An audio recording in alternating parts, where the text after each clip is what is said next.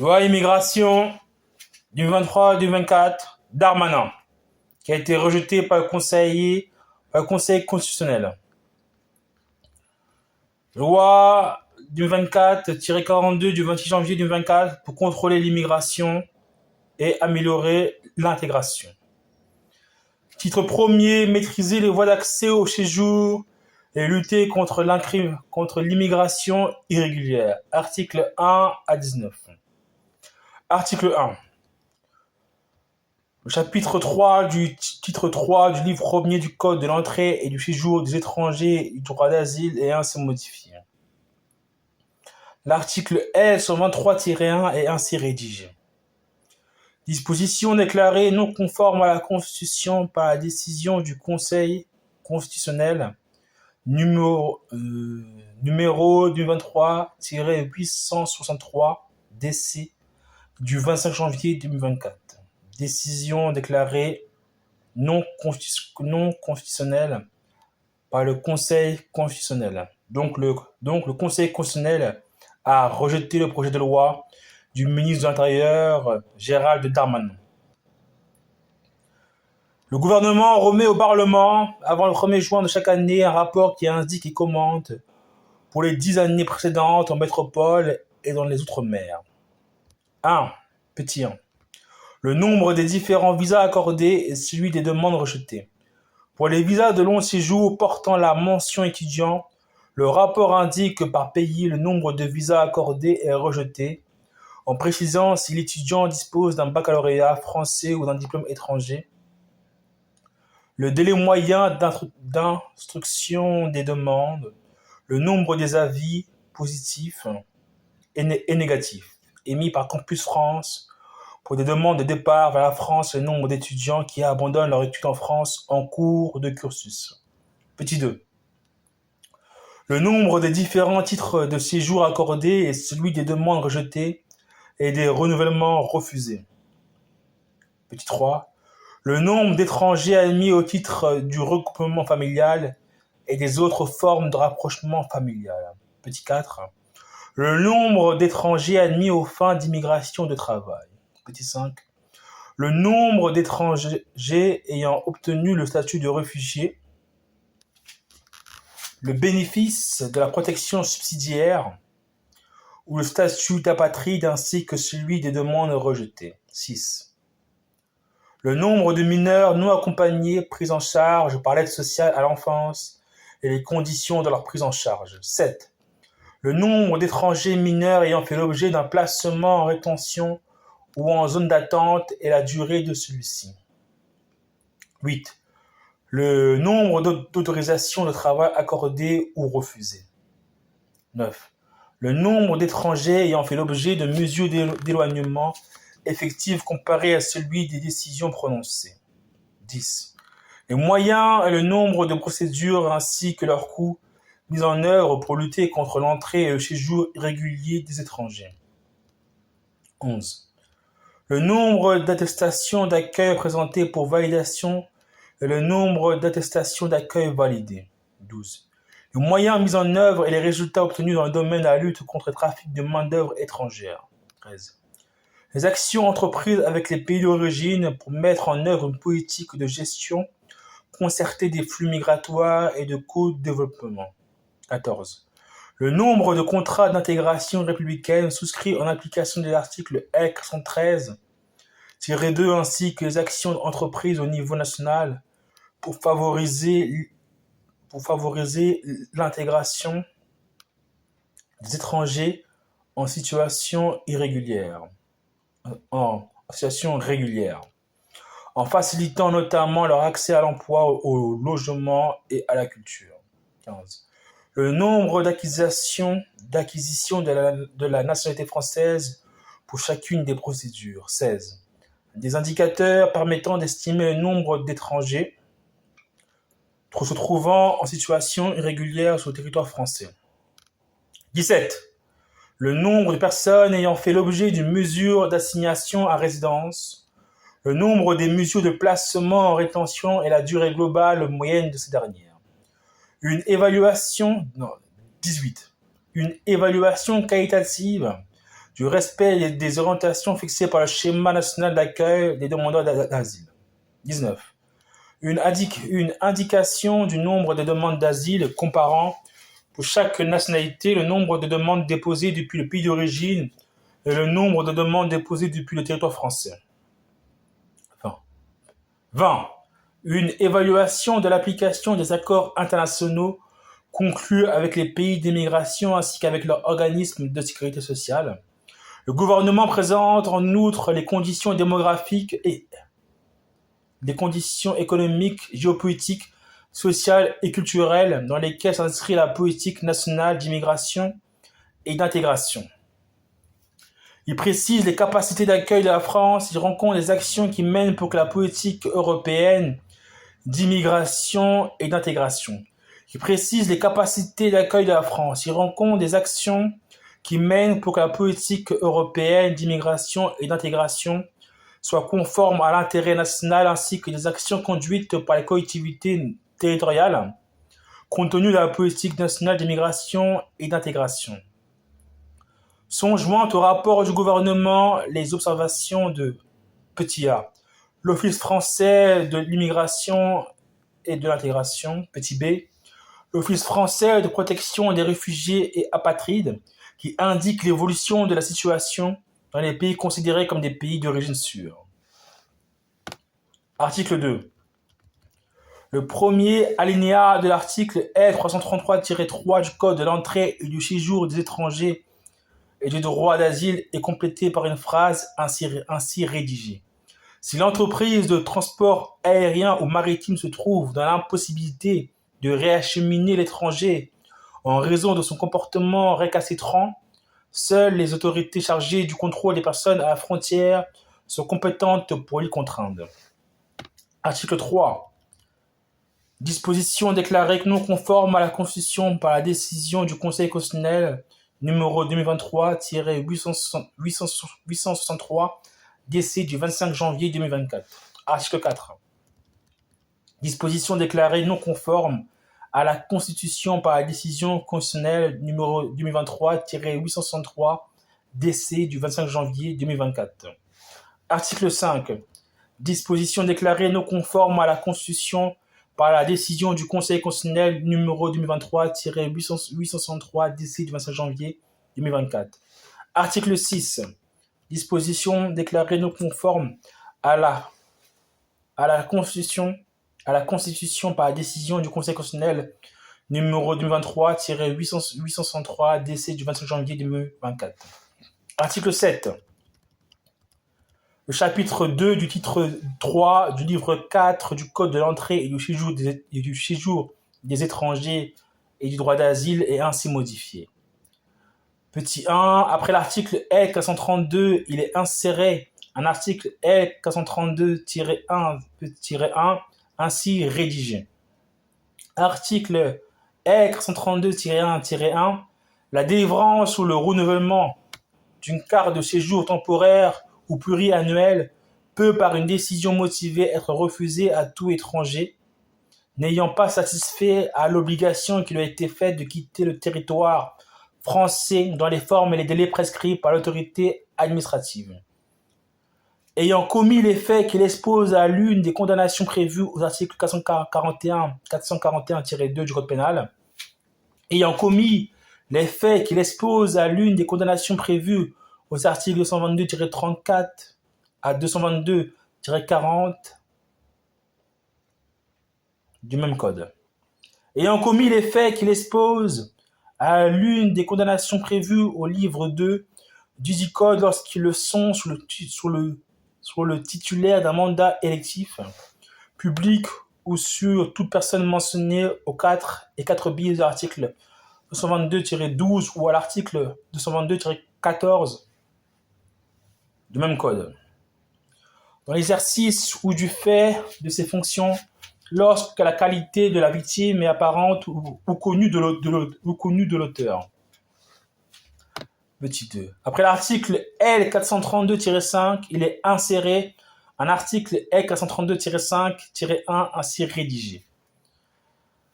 Une carte de séjour temporaire ou pluriannuelle peut, par une décision motivée, être retirée à tout étranger ayant commis les faits qui l'exposent à l'une des condamnations prévues aux articles 441-1 et article 441-2 du Code pénal.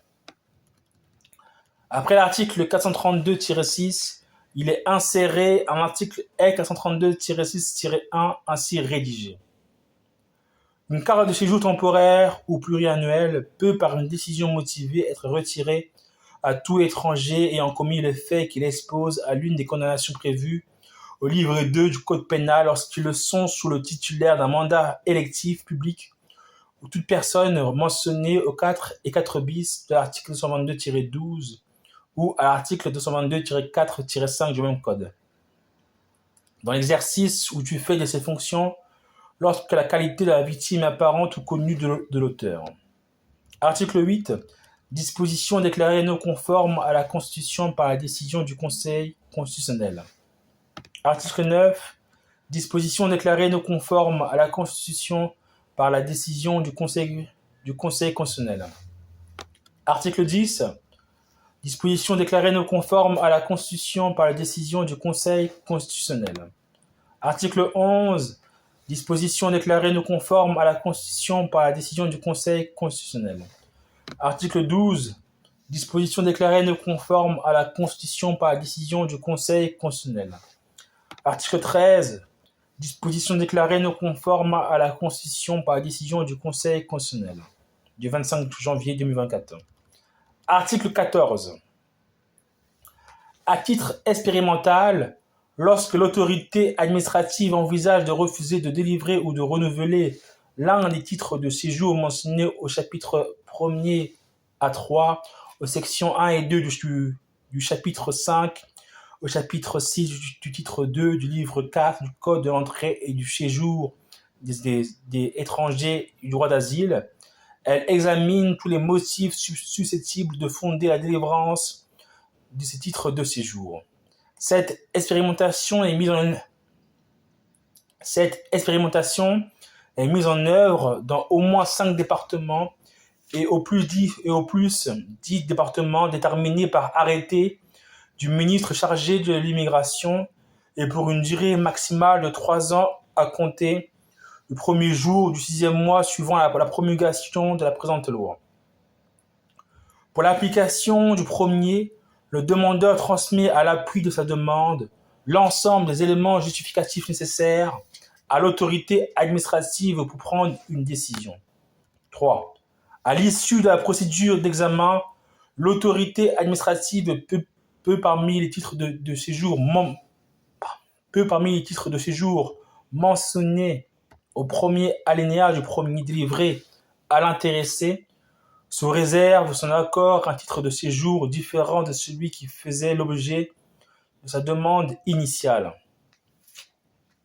Dans les cas où l'autorité administrative a opposé moins d'un an auparavant un refus d'admission au séjour examiné selon les modalités prévues au 1 à 3, elle déclare irrecevable toute nouvelle demande présentée par l'étranger.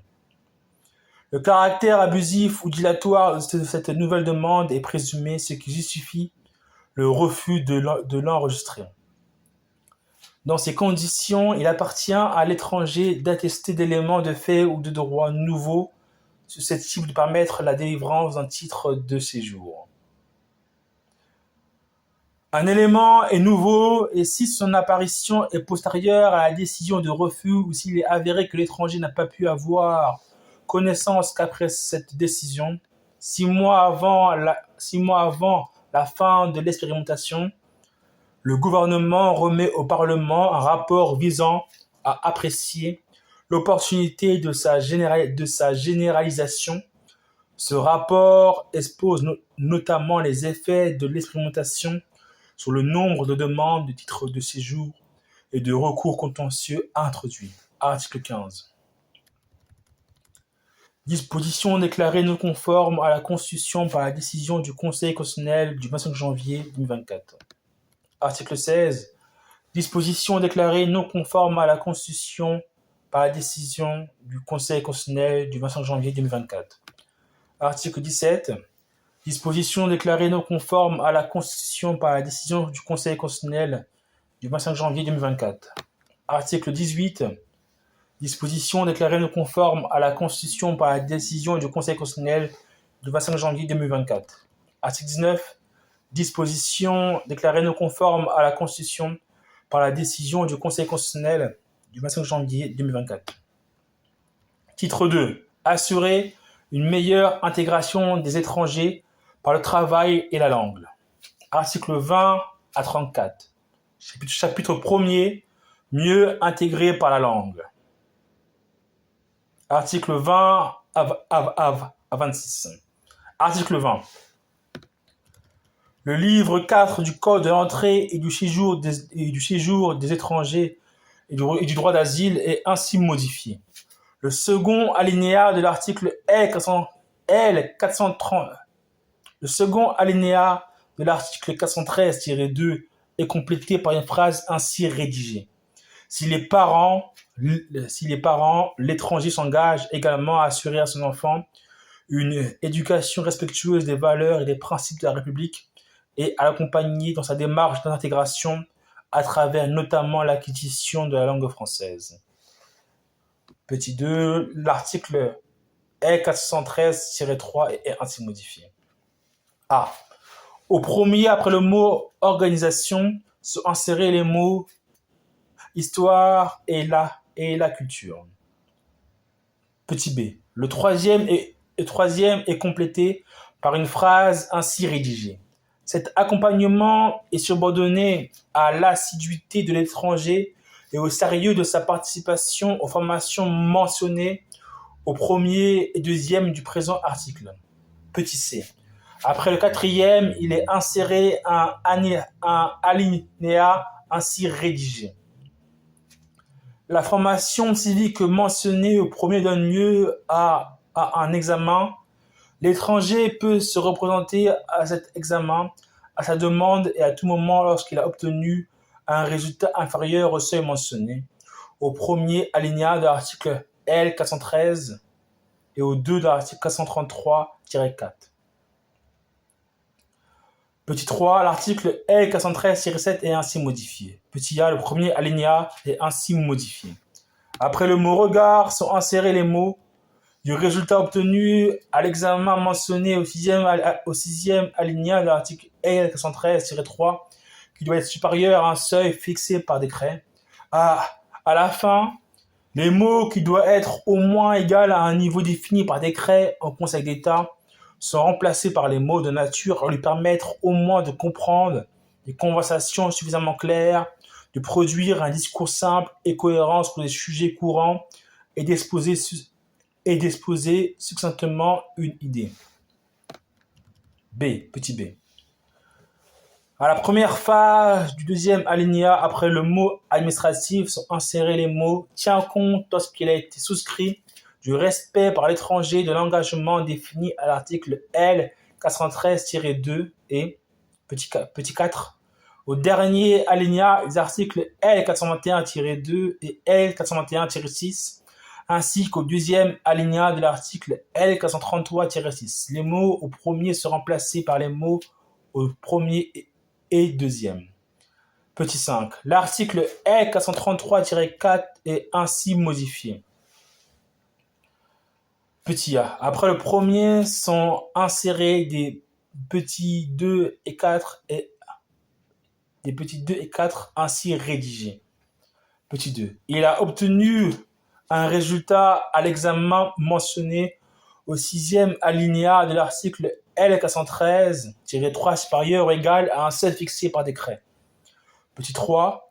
Il justifie d'une connaissance de la langue française lui permettant au moins de comprendre des expressions fréquemment utilisées dans le langage courant, de communiquer lors des tâches habituelles et d'évoquer des sujets qui correspondent à des besoins immédiats. Le présent petit 3 n'est pas applicable aux étrangers dispensés de la signature d'un contrat d'intégration républicaine mentionné à l'article L413-5. Petit 4. Il a bénéficié des conditions nécessaires à l'apprentissage de la langue française par l'accès à des cours gratuits dans son département de résidence.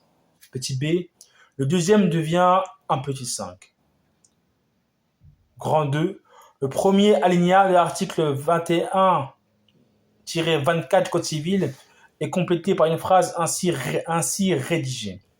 L'intéressé justifie d'un niveau de langue lui permettant au moins de comprendre le contenu essentiel des sujets concrets ou abstraits dans un texte complexe, de communiquer avec spontanéité, de s'exprimer de façon claire et détaillée sur une grande variété de sujets. Article 21. Après l'article L. 433-1 du Code de l'entrée et du séjour des étrangers et du droit d'asile, il est inséré un article L. 433-1-1 ainsi rédigé. Article L. 433-1-1 par dérogation à l'article L. 433-1. Il ne peut être procédé à plus de 3 renouvellements consécutifs d'une carte de séjour temporaire portant une mention identique. Le présent article n'est pas applicable aux étrangers dispensés de la signature d'un contrat d'intégration républicaine mentionné à l'article L. 413-5. Article 22. Disposition déclarée non conforme à la Constitution par la décision du Conseil constitutionnel du 25 janvier 2024. Article 23. Le Code du travail est ainsi modifié. 1. L'article L. 6321-1 est ainsi modifié. Le troisième alinéa est complété par une phrase ainsi rédigée. Il peut également proposer aux salariés allophones des formations visant à atteindre une connaissance de la langue française au moins égale à un niveau déterminé par décret. B. Après le même troisième alinéa, il est inséré un alinéa ainsi rédigé. Pour les salariés mentionnés à l'article 7221-1 et ceux employés par les particuliers employeurs mentionnés à l'article L81-1 du Code de l'action sociale et des familles, les modalités d'application du troisième alinéa du présent article sont fixées par décret. Petit 2. L'article L6321-3 est ainsi rétabli. Article L6321. Pour les salariés allophones signataires du contrat mentionné à l'article L413-2 du Code de l'entrée et du séjour des étrangers et du droit d'asile et engagés dans un parcours de formation linguistique visant à atteindre une connaissance de la langue française au moins égale à un niveau déterminé par décret. Les actions permettant la poursuite de celui-ci constituent un temps de travail effectif dans la limite d'une durée fixée par décret en Conseil d'État et donne lieu au maintien de la rémunération par l'employeur pendant leur réalisation. Petit 3. Au premier alinéa de l'article L6321-6, les mots à l'article 6321-2 sont remplacés par les mots aux articles L6321-2 et L6321-3. Petit 4. L'article 6323-17 est complété par deux alinéas ainsi rédigés. Pour les formations en français langue étrangère choisies par les salariés allophones signataires du contrat mentionné à l'article L413-2 du Code de l'entrée et du séjour des étrangers et du droit d'asile visant à atteindre une connaissance de la langue française au moins égale à un niveau déterminé par décret, financé par le compte personnel de formation et réalisé en tout ou partie durant le temps de travail. L'autorisation d'absence est de droit dans la limite d'une durée fixée par décret en Conseil d'État. Pour les salariés mentionnés à l'article L7221-1 du présent code et pour ceux employés par les particuliers employeurs mentionnés à l'article L421-1 du Code de l'action sociale et des familles, les modalités d'application du deuxième alinéa du présent article sont fixées par décret. Article 24. Disposition déclarée non conforme à la Constitution du Conseil constitutionnel du 25 janvier 2024. Article 25. Disposition déclarée non conforme à la Constitution par la décision du Conseil constitutionnel du 25 janvier 2024. Article 26. Disposition déclarée non conforme à la Constitution par la décision du Conseil constitutionnel du 25 janvier 2024. Chapitre 2. Favoriser le travail comme facteur d'intégration. Article 27. A34. Article 27. 1. Le chapitre 5 du titre 3 du livre 4 du Code de l'entrée et du séjour des étrangers et du droit d'asile est complété par l'article L. 435-4 ainsi rédigé. Article L. 435-4 à titre exceptionnel. Et sans que les conditions définies au présent article soient opposables à l'autorité administrative, l'étranger qui a exercé une activité professionnelle salariée figurant dans la liste des métiers et zones géographiques caractérisées par des difficultés de recrutement définies à l'article L. 414-13 durant au moins 12 mois, consécutifs ou non au cours des 24 derniers mois, qui occupent un emploi relevant de ces métiers et zones et qui justifient d'une période de résidence ininterrompue d'au moins 3 années en France, peut se voir délivrer une carte de séjour temporaire portant la mention travailleur temporaire ou salarié d'une durée d'1 an. Les périodes de séjour et l'activité professionnelle salariée exercée sous couvert des documents de séjour mentionnés aux articles L. 421-34, L. 422-1 et L. 521-7 ne sont pas prises en compte pour l'obtention d'une carte de séjour temporaire portant la mention travailleur temporaire ou salarié mentionné au premier alinéa du présent article. Dans l'exercice de sa faculté d'appréciation, l'autorité compétente prend en compte, outre la réalité et la nature des activités professionnelles de l'étranger, son insertion sociale et familiale, son respect de l'ordre public, son intégration à la société française et son adhésion au mode de vie et aux valeurs de celle-ci ainsi qu'aux principes de la République mentionnés à l'article 412-7. L'étranger ne peut se voir délivrer la carte de séjour temporaire sur le fondement du premier alinéa du présent article s'il a fait l'objet d'une condamnation, d'une incapacité ou d'une déchéance mentionnée au bulletin numéro 2 du casier judiciaire. Par dérogation à l'article 421-1, lorsque la réalité de l'activité de l'étranger a été vérifiée conformément au troisième alinéa de l'article L. 5221-5 du Code du travail, la délivrance de cette carte entraîne celle de l'autorisation de travail mentionnée à l'article 5221-2 du même code matérialisée par un document sécurisé. La condition prévue à l'article L. 412-1 du présent code n'est pas opposable.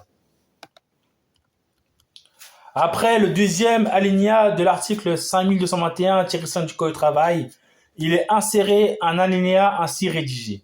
Lorsque un titre de séjour salarié ou travailleur temporaire est délivré à l'étranger sur le fondement de l'article L. 435 du Code de l'entrée et du séjour des étrangers du droit d'asile, l'autorité administrative vérifie par tout moyen la réalité de l'activité alléguée.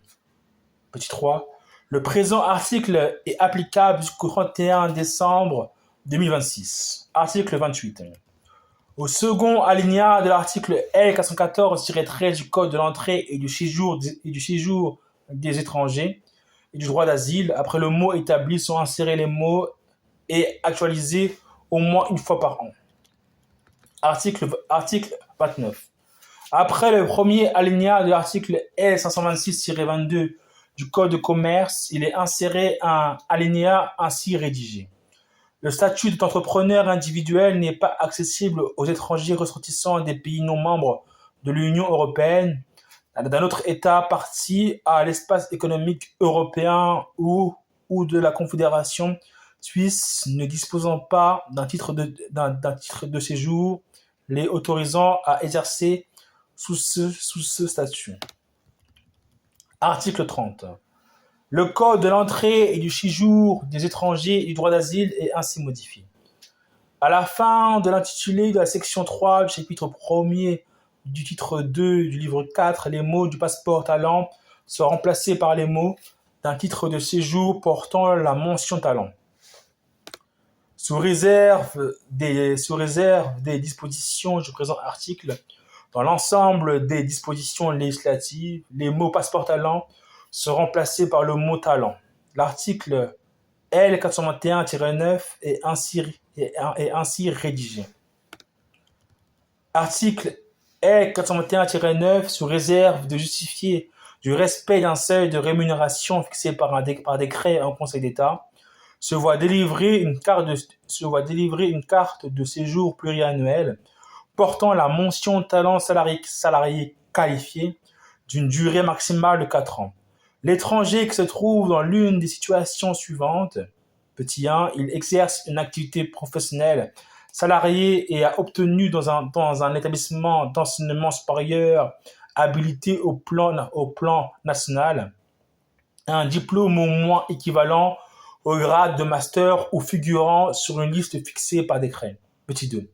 Il est recruté dans une jeune entreprise innovante réalisant des projets de recherche et de développement définis à l'article 44 du Code général des impôts ou dans une entreprise innovante reconnue par un organisme public pour exercer des fonctions en lien avec le projet de recherche et de développement cette entreprise ou avec son développement économique, social, international et environnemental.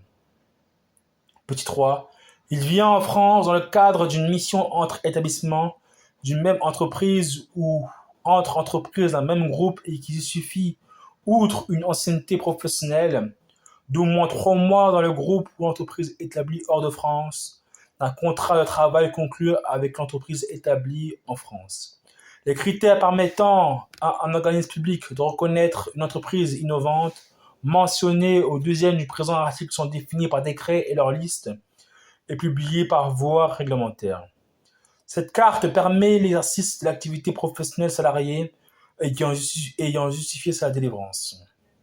Par dérogation à l'article L 433-1, lorsque l'étranger bénéficiaire de cette carte, dans les conditions prévues au premier et deuxième du présent article, se trouve involontairement privé d'emploi à la date du renouvellement de sa carte, celle-ci est renouvelée pour une durée équivalente à celle des droits qu'il a acquis à l'allocation d'assurance mentionnée à l'article L 5422-1 du Code du travail.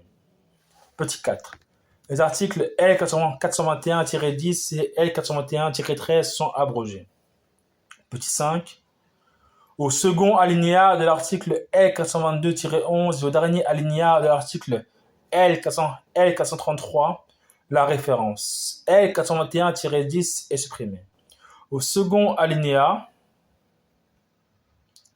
de l'article L 312-2 et au A du 7e de l'article L 364-2, bon, ça c'est bon, quoi. En gros, c'est ces articles qui sont supprimés, quoi.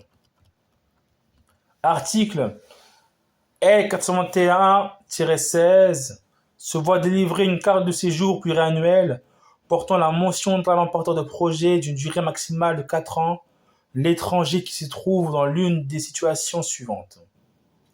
Ayant obtenu un diplôme équivalent au grade de master ou pouvant attester d'une expérience professionnelle d'au moins 5 ans d'un niveau comparable, il justifie d'un projet économique réel et sérieux et crée une entreprise en France. Petit 2, il justifie d'un projet économique innovant reconnu par un organisme public. Petit 3, il procède à un investissement économique direct en France. Cette carte permet l'exercice d'une activité commerciale en lien avec le projet économique ayant justifié sa délivrance.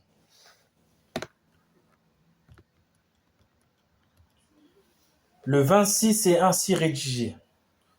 Le 26, le dernier alinéa de l'article L 421-16 ne s'applique pas à l'étranger porteur d'un projet économique en France qui remplit les conditions prévues au deuxième et troisième du même article L 421-16. F, le 27 est ainsi modifié. Il y a beaucoup d'articles qui ont été supprimés. Article 31 de la loi immigration du 26 janvier 2024 qui a été refusée par le Conseil constitutionnel français. Article 31. La sous-section de la section 3, chapitre 1er du titre 2 du livre 4 du Code de l'entrée et du séjour des étrangers et du droit d'asile est complétée par l'article L421-13-1 ainsi rédigé. L'étranger qui bénéficie d'une décision d'affectation, d'une attestation permettant un exercice temporaire ou d'une autorisation d'exercer mentionnée aux articles L4111-2 et L4221-12 du Code de la santé publique, qui occupe un emploi au titre d'une des professions mentionnées aux articles L4111-1 et L4002 et L4221-12-1 du même code et qui justifie du respect d'un seuil de rémunération fixé par décret en Conseil d'État, se voit délivrer une carte pluriannuelle portant la mention talent profession médicale et de la pharmacie, d'une durée maximale de 4 ans, sous réserve de la signature de la Charte des valeurs de la République et du principe de laïcité. La carte mentionnée au premier alinéa du présent article permet l'exercice de l'activité professionnelle ayant justifié sa délivrance. Article 32. Disposition déclarée non conforme à la Constitution du Conseil constitutionnel du 25 janvier 2024. Article 33. Disposition déclarée non conforme à la Constitution du Conseil constitutionnel du 25 janvier 2024. Article 34. Le chapitre 3 du titre 5 du livre 2 de la 8e partie du Code du travail est ainsi modifié. L'intitulé est ainsi rédigé: amende administrative. L'article L 8253-1 est ainsi rédigé. Le ministre chargé de l'immigration prononce au vu des procès-verbaux et des rapports qui lui sont transmis en application de l'article 8271-17 une amende administrative contre l'auteur d'un manquement aux articles 8251-1 et 2, sans préjudice des poursuites judiciaires pouvant être intentées à son encontre.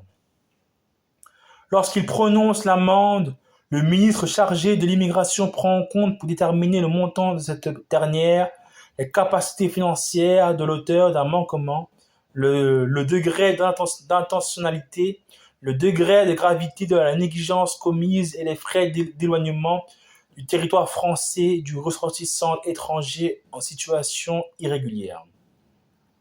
Le montant de l'amende est au plus égal à 5 000 fois le taux horaire minimum du minimum garanti prévu à l'article L 3231-12. Il peut être majoré en cas de réitération et alors au plus égal à 15 000 fois ce même taux. L'amende est appliquée autant de fois qu'il y a d'étrangers concernés.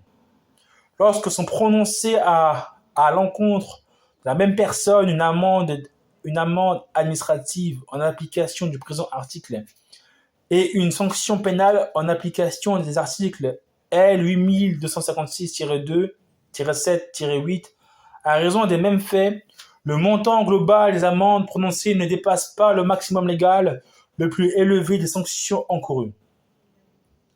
L'État est ordonnateur de l'amende. À ce titre, il liquide et émet le titre de perception. Le comptable public compétent assure le recouvrement de cette amende comme en matière de créances étrangères à l'impôt et au domaine.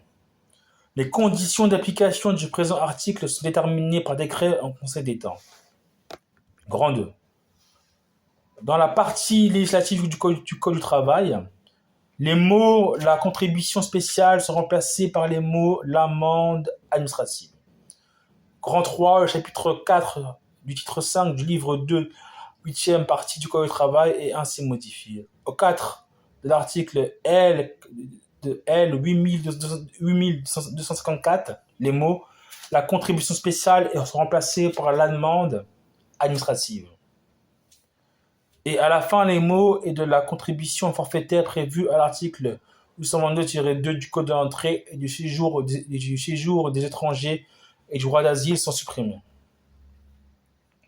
Au dernier alinéa de l'article 8054-2-1, le mot contribution est remplacé par le mot amende. À l'article 8254-2, le mot contribution est remplacé par amende. L'article L 8256 du Code 2 du Code du travail est ainsi modifié. Petit 1, au premier alinéa, les mots des dispositions du premier alinéa sont supprimés et à la fin, le montant 15 000 € est remplacé par le montant 30 000 €. Au troisième alinéa, le montant 100 000 € est remplacé par le montant 200 000 €. Le second alinéa de l'article L 8271 du Code du travail est ainsi rédigé.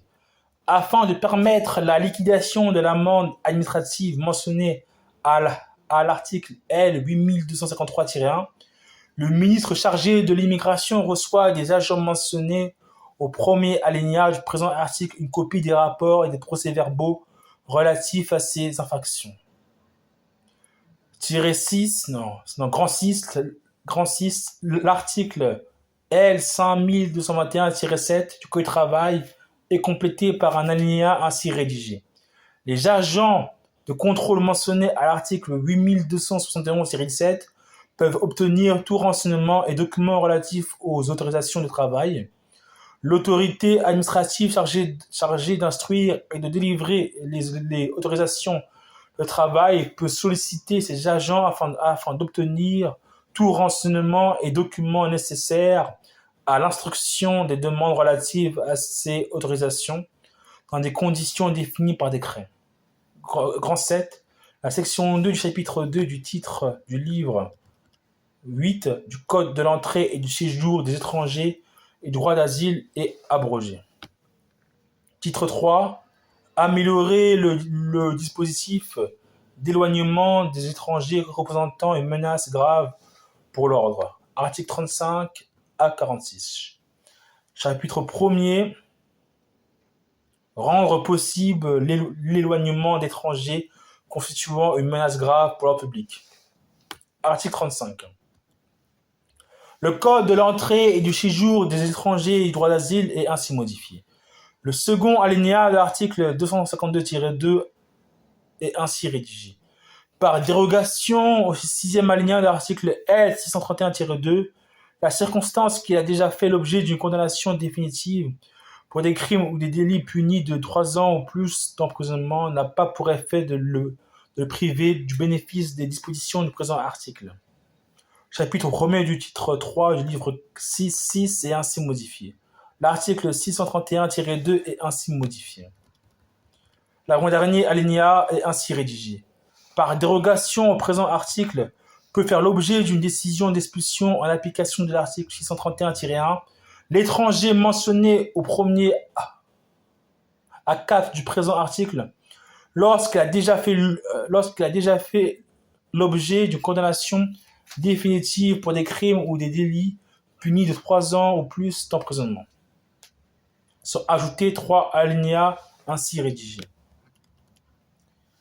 Par dérogation au présent article, peut faire l'objet d'une décision d'expulsion en application de l'article L 631-1, l'étranger mentionné au premier à 4 du présent article, lorsque les faits à l'origine de la décision d'expulsion ont été commis à l'encontre de son conjoint, d'un ascendant ou de ses enfants ou de tout enfant sur lesquels il exerce l'autorité parentale.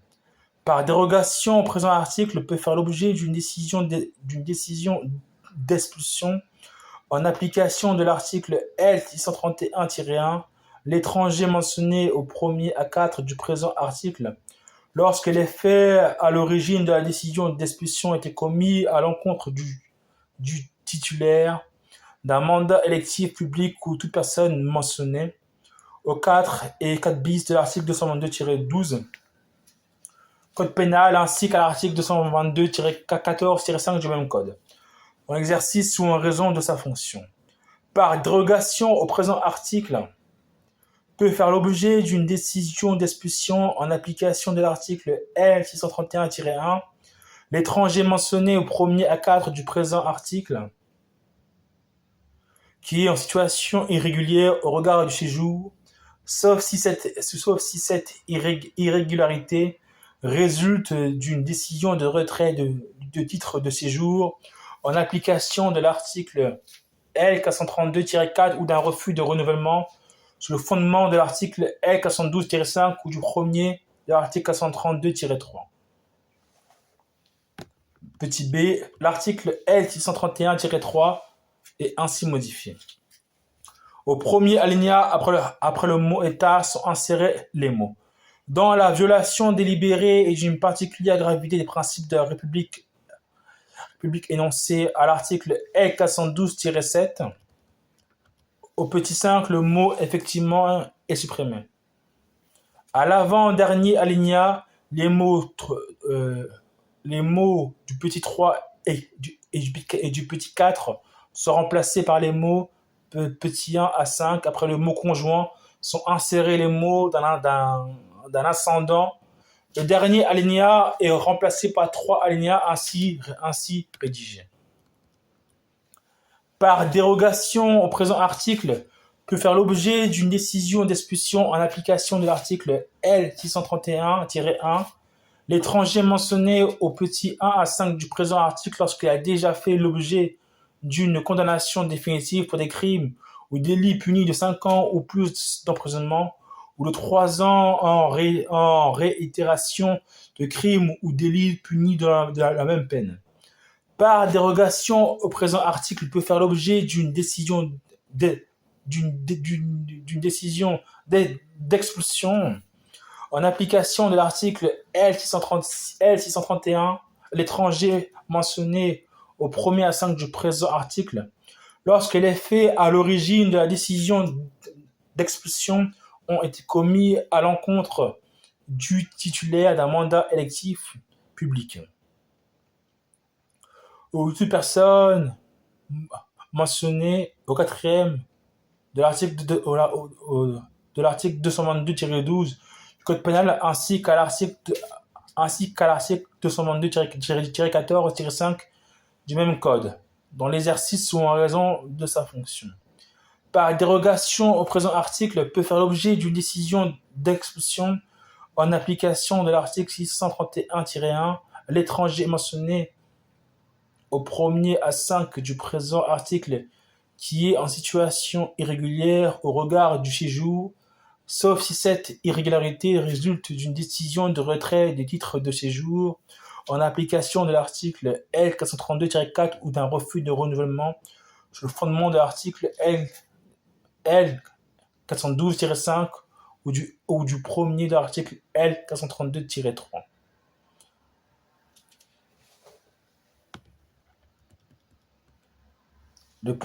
L'article 131-30 est ainsi modifié. Petit a. Le premier alinéa est ainsi rédigé. La peine d'interdiction du territoire français peut être prononcée à titre définitif ou pour une durée de 10 ans ou plus à l'encontre de tout étranger coupable d'un crime, d'un délit puni d'une peine d'emprisonnement d'une durée supérieure ou égale à 3 ans ou d'un délit pour lequel la peine d'interdiction du territoire français est prévue par la loi. Sans préjudice de l'article 131-30-2, la juridiction tient compte de la durée de la présence de l'étranger sur le territoire français ainsi que de la nature, de l'ancienneté et de l'intensité de ses liens avec la France pour décider de prononcer l'interdiction du territoire français. Petit b. À la seconde phrase du 3e alinéa, il est inséré un alinéa ainsi rédigé. La peine d'interdiction du territoire français cesse ses effets à l'expiration de la durée fixée par la décision de condamnation. Cette durée court à compter de la date à laquelle le condamné a quitté le territoire français, constatée selon les modalités déterminées par décret en Conseil d'État.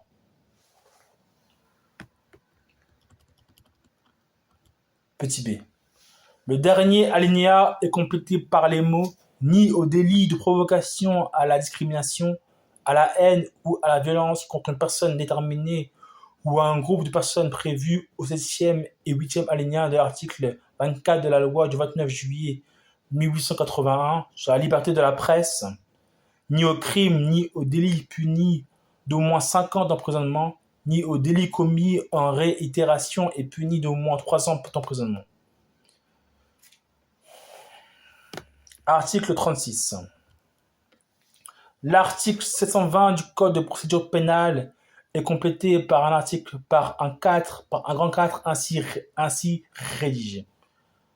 Lorsqu'un étranger condamné à une peine privative de liberté est l'objet d'une mesure d'interdiction du territoire français, d'interdiction administrative du territoire français, d'obligation de quitter le territoire français, d'interdiction de retour sur le territoire français, d'interdiction de circulation sur le territoire français, d'expulsion, d'extradition ou de remise sous le fondement d'un mandat d'arrêt européen.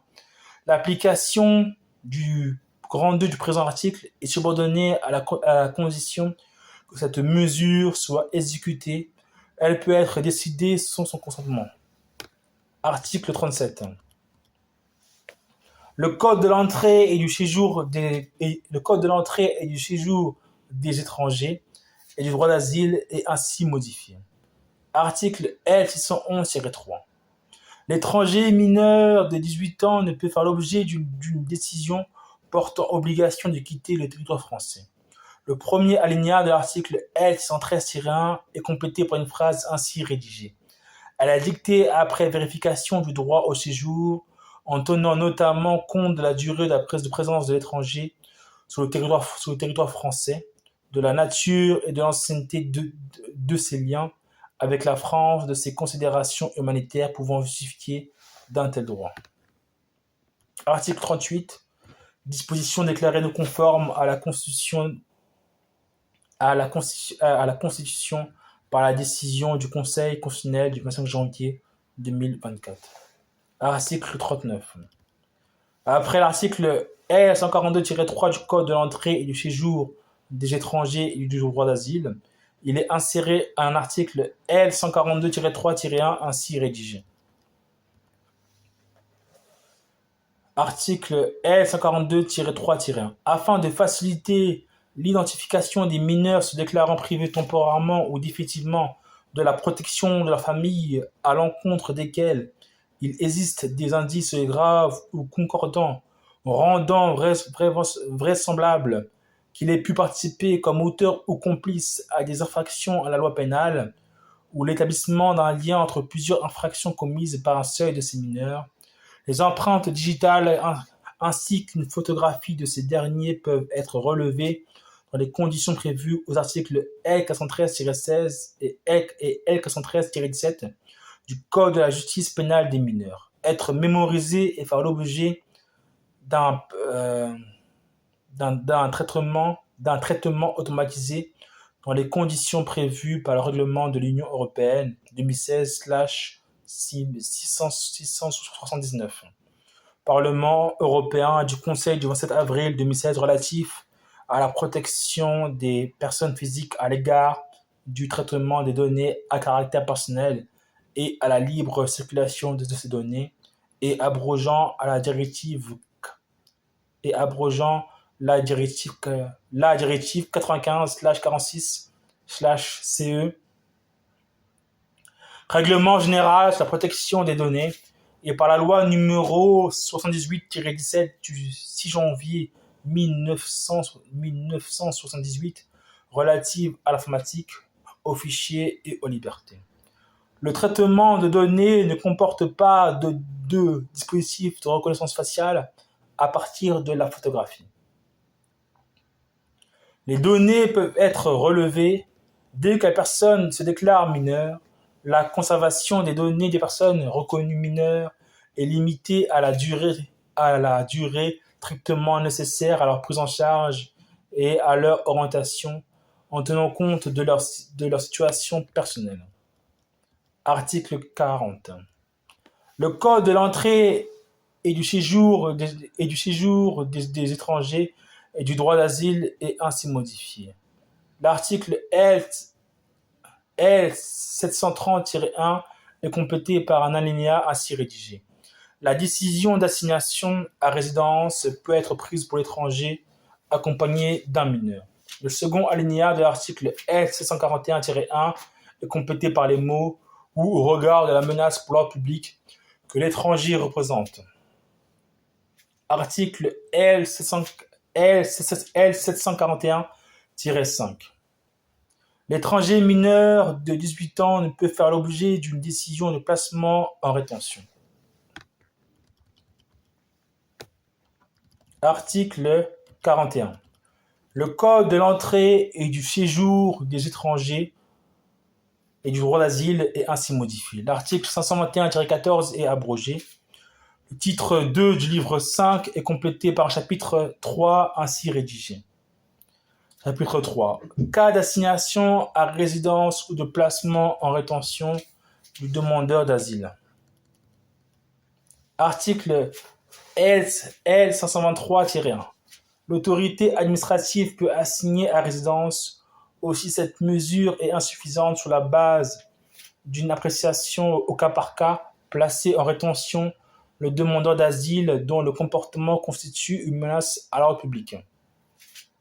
L'étranger en situation irrégulière qui présente une demande d'asile à une autorité administrative autre que celle mentionnée à l'article 521-1 peut faire l'objet des mesures prévues au premier alinéa du présent article afin de déterminer les éléments sur lesquels se fonde sa demande d'asile. Son placement en rétention ne peut être justifié que lorsqu'il présente un risque de fuite.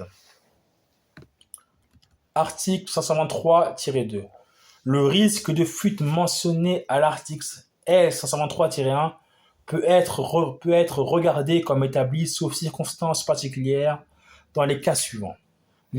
Petit 1. L'étranger qui est entré irrégulièrement en France ou s'est maintenu irrégulièrement n'a pas présenté sa demande d'asile dans le délai de 90 jours à compter de son entrée en France. Le demandeur a déjà été débouté de sa demande d'asile en France ou dans un autre État membre de l'Union européenne ou a renoncé explicitement ou implicitement à sa demande d'asile dans d'autres États membres sans motif légitime. Petit 3. Le demandeur a explicitement déclaré son intention de ne pas se conformer à la procédure d'éloignement en cas de rejet sa demande d'asile ou s'est déjà soustrait à l'exécution d'une précédente mesure d'éloignement. Petit 4. L'étranger entré irrégulièrement sur le territoire de l'un des États avec lesquels s'applique l'acquis de l'étranger entré irrégulièrement sur le territoire de l'un des États avec lesquels s'applique l'acquis de Schengen fait l'objet d'une décision d'éloignement exécutoire prise par l'un de ces États ou s'est maintenu sur le territoire d'un de ces États sans justifier d'un droit de séjour ou sans y avoir déposé sa demande d'asile dans les délais les plus brefs. Le demandeur ne se présente pas aux convocations de l'autorité administrative, ne répond pas aux demandes d'information et ne se rend pas aux entretiens prévus dans le cadre de la procédure prévue au titre 3 du présent livre sans motif légitime.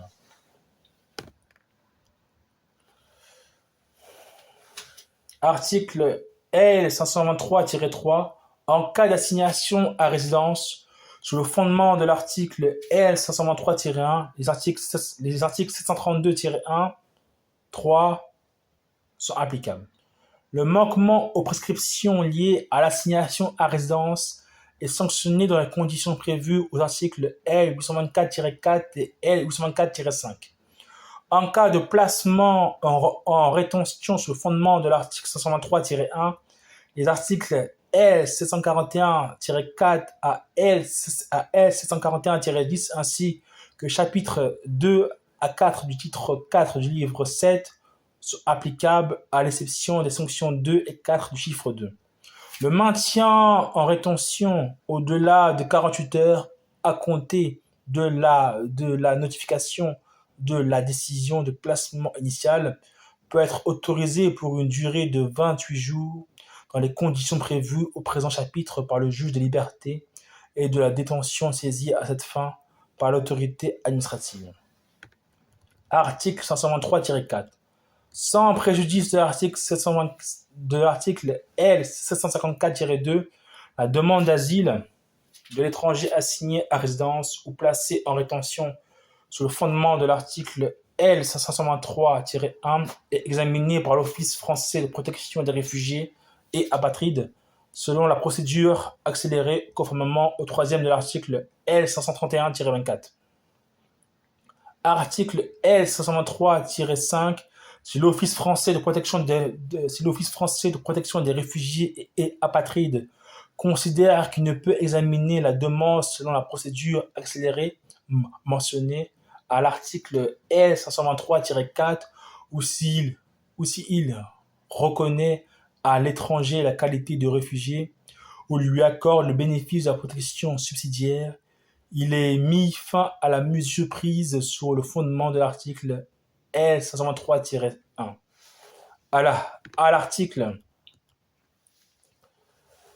L523-6, en l'absence d'introduction de la demande d'asile dans un délai de 5 jours, à compter de la notification de la décision de placement en rétention, ou en cas de décision de rejet ou d'irrecevabilité de la demande d'asile, la décision de placement en rétention prévue à l'article L523-1 peut se poursuivre pour le temps strictement nécessaire qui ne peut excéder 24 heures pour l'examen du droit de séjour de l'étranger et le cas échéant le prononcer la notification et l'exécution d'une décision d'éloignement. La poursuite du placement en rétention fait l'objet d'une décision écrite et motivée. Elle s'effectue dans les conditions prévues au titre 4 du livre 7 en cas de décision de clôture consécutive. À l'absence d'introduction de la demande d'asile ou dans les conditions prévues au chapitre 2 du titre 5 du même livre 7 en cas de décision de rejet ou d'irrecevabilité de la demande d'asile. Article 523-7. Les modalités d'application du présent article, notamment les modalités de prise en compte de la vulnérabilité du demandeur d'asile et le cas échéant de ses besoins particuliers sont fixés par décret en Conseil d'État. Petit 3.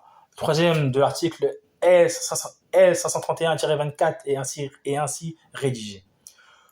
Le demandeur est assigné à résidence ou placé en rétention en application de l'article 523-1 ou maintenu en rétention en application de l'article 754-3.